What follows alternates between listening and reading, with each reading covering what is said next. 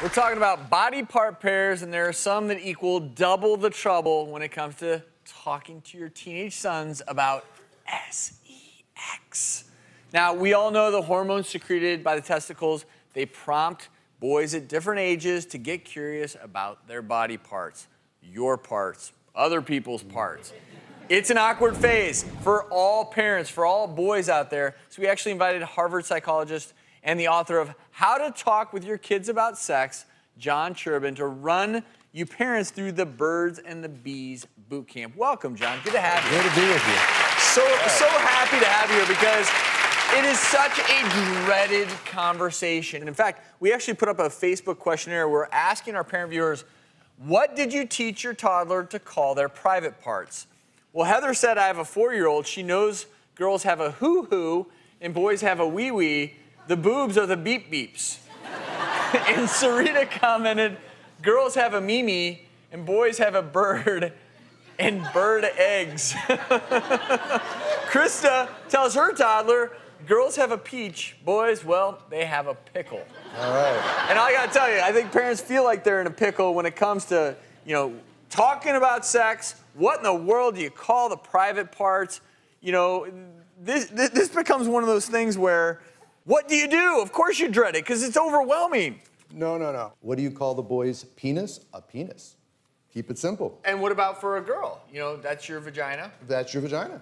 Because when we use those other words, it's not like we need to get too serious and kind of overwhelmingly strong about these ideas, but when we use these other words, they're often diminutive, they're often negative, and we don't want to do that. So be straightforward. Yeah. Johnny, yes, that's your penis. That's your penis. Well, that's a good start. Yeah. And then it moves on because boys get a little older, they get a little more inquisitive, just like Van stopping his parents right in their tracks. Hi, doctors. I'm Van. I'm 4.5 years old, and I'm confused. I keep on asking my mother where baby comes from, and she says, so babies start off like little cells, and then I don't know what to tell you. And I want to know how babies get in there. You want to know how babies get inside the belly? Yes, tell me. I'm really not sure how to tell you that, honey. Doctor, can you please tell my mother and me how to tell me where babies come from? Thanks, doctors. I love Van. You can see, for a lot of parents, that's an awkward question, but they need to be ready and prepared with an answer. Right. So again, we want to get back into 4 or 5-year-old brain here. How old is his brain? Yeah, he was 4 4. and a half. He was 4 and a half. Okay, right.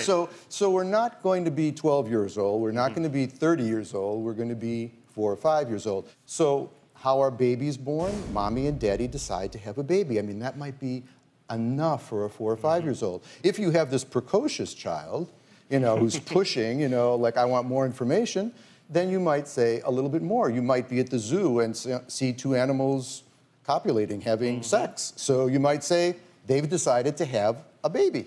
So that might be another way. But there are certainly many forms we can use. Another way I tell parents to explain it is say, nature made male bodies and female bodies to fit together kind of like a puzzle. Right. And when they love each other, they fit together and a baby is made. And Travis, I know you're freaking out about having kids and having this talk, but the earlier you do it, the easier it is.